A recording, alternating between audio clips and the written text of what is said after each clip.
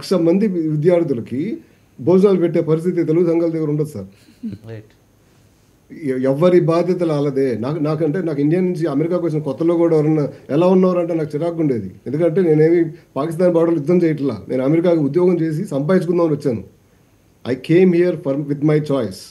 నా చాయిస్ మీద నేను వచ్చాను కాబట్టి నా కష్టం నేను పడాలి. నన్ను ఎవరు పంపిలా అక్కడ. అమెరికా నన్ను ఏమి పిలవలా. బాబు కిరణ్ నువ్వు నీ టాలెంట్ లేకపోతే మేము మునిగిపోతావు, నువ్వు రా అని నన్ను పిలవలా.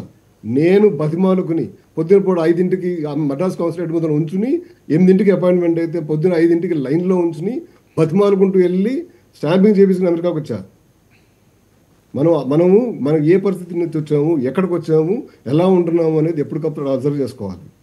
ఆ గమనంలో పెట్టుకోవాలి. మనకి ఇవాళ రోజున 10 రూపాయలు చేతిలో ఉండగానే 8 రూపాయలు బయటపడేసి 4 సూట్లు వేసుకుంటే మనం గొప్పలం అయిపోం సార్. మనం గొప్పలం అవ్వాలంటే అది స్టెప్ బై స్టెప్ మన క్యారెక్టర్ బిల్డప్ అవుతూ ఉండాలి. అంటే ఇప్పుడు ఇండియన్స్కి మోడీ వల్ల లేకపోతే ఈ మధ్య గవర్నమెంట్ల వల్ల కొత్తగా గౌరవం వచ్చిందని కాదు. 80 నుంచి అమెరికాకు వస్తున్నారు సార్, 70 నుంచి అమెరికాకు వస్తున్నారు సార్. నల్ల జాతీయులు ఎప్పుడైతే పోరాటం చేశారో, ఎప్పటికైతే 1960s వరకు 50s వరకు ఓన్లీ వైట్ పీపుల్కే ఇక్కడ వరకు ఇమిగ్రేషన్ ఛాయిస్ ఇచ్చినప్పుడు అక్కడి నుంచి మార్చేసి ఈ నల్లోళ్ళ పోరాటం వల్ల, బ్లాక్ పోరాటం వల్ల, వెసులుబాటు వల్ల ఇండియన్స్ కూడా ఇమిగ్రేట్ అయ్యే ఛాన్సెస్ ఇచ్చారు అమెరికా అంతకుముందు లేదు. అంతకుముందు ఓన్లీ వైట్ పీపుల్లే అమెరికాకు వచ్చేవాళ్ళు. మనకు ఆ అవకాశం ఇచ్చింది మనతో పాటు పనిచేసిన నల్లోళ్ళు. ఇవాళ రోజు నల్ల కమ్యూనిటీ ఇంకా దిగజారిపోతుంది. మన అవసరాలేమో మనం పెంచుకుంటూ పోతున్నాం. మనమేమో మనం పెంచుకోవాలనుకుంటున్నాం సార్. ఇప్పుడు నేను నాకు ఆఫరం ముగ్గురం సార్. మీకు తెలిసిందే, నేను, వైఫ్, కూతురు, మా ముగ్గురికి కలిపి బాగా అయితే గ్రాసరీస్ 900 రూపాయలు అవుతాయి సార్ నెలకి. ఇక్కడేం ఎక్స్పెన్సివ్ కాదు. 900 రూపాయలు అంటే బర్గర్ కింగ్లో బర్గర్లు తిప్పితే వస్తాయి సార్ డబ్బులు.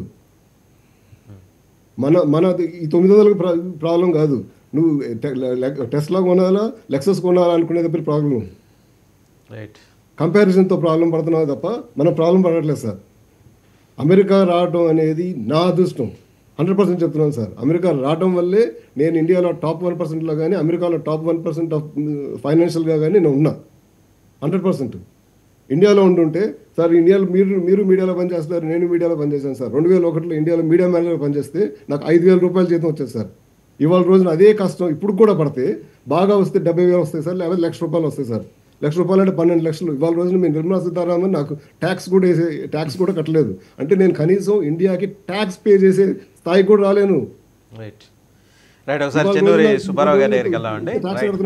రైట్ కిరణ్ గారు, చెన్నూరు సుబ్బారావు గారి దగ్గరికి వెళ్దాం. సుబ్బారావు గారు, ఇందాక మీ అబ్జర్వేషన్స్ ఏవో 2-3 చెప్దాం అనుకున్నారు. అంటే ఇందాక వాటికి వచ్చింది. యాక్చువల్లీ నేను లాస్ట్ 20 years నుంచి చూస్తున్నాను. నేను అమెరికాలో తెలుగు విద్యార్థులు కానీ, తెలుగు ఉద్యోగస్తుల దగ్గరికి వచ్చిన పేరెంట్స్ కానీ